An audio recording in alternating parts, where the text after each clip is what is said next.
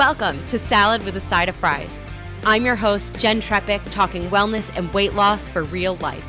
We're here to clear up the myths, misinformation, bad science, and marketing to teach you how to eat and how to cheat. Are you ready? I'm having salad with a side of fries. This week, we're talking about mindset is a muscle. It's actually funny, Brandy, that you're here because I learned this from a business mentor that you and I both have. Yes. So I love that you're here for this conversation. And I want to preface all of this by saying, let's start with what we know about muscles and then apply it to the mindset piece. Mm-hmm. So if you're a longtime listener, when I say, what do we know about muscle? You're probably thinking it dictates metabolism because I say it all the time. Muscle dictates metabolism. And yes, that's true. We also know that muscles to build require exercise and proper fuel. And if you don't use it, you lose it. All of that holds true for our mindset. So how do we fuel it? What we read, what we think, who we surround ourselves with. As the saying goes, if you can't change your friends, change your friends. Right? And how do we exercise it, right? A gratitude journal or the words we say to ourselves, the words we say to other people. I was thinking about some books as I was putting my notes together for this. So first of all of our interview episodes, when we do the rapid fire off-topic questions, they all give us a book. Sometimes they give us a fiction book, but a lot of times they are books that would help us exercise that mindset muscle. I also happen to I took this book from my dad when I was a kid. It's by Peter McWilliams. You Can't Afford the Luxury of a Negative Thought. Atomic Habits. Atomic Habits. Mm-hmm. Right?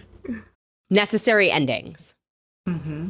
Most amazing, incredible book. If you haven't read it, it's called The Choice by Dr. Edith Eva Eger. Eger is her last name. And by the way, everything we're talking about applies not just to our health, but everything in our lives, right? Mindset is a muscle. How do we want to show up? Mm-hmm. So thinking about how we fuel it, how we fuel our mindset with all these books, right? And then how we exercise it. So I mentioned the gratitude journal. In business coaching that I do, we also have a goal statement, which is a few sentences written in present tense at a future date about what's true in that moment and what you did to get there so that it reminds us of the daily steps that we take to get to that place and the excitement and energy and joy that we feel having accomplished all of those things.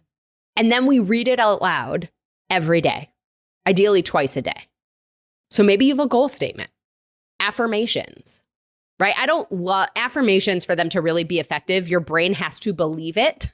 So we've done a nutrition nugget on affirmations. So you can go back to that one. We also, earlier this year, we did an episode about money. A great money affirmation is anytime you see a penny or anything, right, on the ground, you pick it up and say, I am a money magnet, right? Little things that exercise that mindset muscle. Mm-hmm. Meditation is another one for me that's a huge mindset is a muscle piece, right? It exercises that mindset. So consider the words we're using. We have an episode going against the textbook where I dug into all of these words that you will rarely hear me use and why. And then action, right? Exercising it is also the action. Taking aligned action demonstrates to ourselves that this is so, right? It's the demonstration of everything that we've been feeding our minds of our mindset. So how we talk to ourselves, how we talk to other people, taking action aligned with that allows us to exercise the mindset muscle and it gets stronger over time. And just like we were saying with muscle, if you don't use it, you lose it. How often do you see it with your kids? They're home from, maybe it was like summer vacation, right? They go back to school or they come home from camp and all of a sudden they have all these words and things that you're like, where did you learn that, right? If we don't use it, we lose it. Who we surround ourselves with. If we let this go, if we put it on the back burner and forget about it, we lose it. So building into every day a couple things to fuel and exercise your mindset muscle. Brandy, anything you want to add? I think you literally went through the very comprehensive list. But yeah, 100% just to reiterate, you have to continue to build it, right? And understand that the more that you give it, the stronger it's going to be. And it'll kind of kick in. That's what I think as I'm hearing it, the whole thing about mindset muscles or muscles in general, it's a little bit like insurance in a way where you have to continue to pay into it, put the premium in there, build it up so that when you need it, it does what it needs to do. Like you don't, squat 100 pounds because you, need to push a car every day. But in the event that you, fall onto the ground and you face plank and you need to stop yourself from, hitting the ground, you have that facility available to you. And so kind of thinking about that mentally is really important. And I also want to say, be intentional about the things that you are consuming that you don't necessarily think may be affecting the mind and particular music. I'm really big on, if I hear some music that sounds off, I just turn the radio off. I don't want to receive it.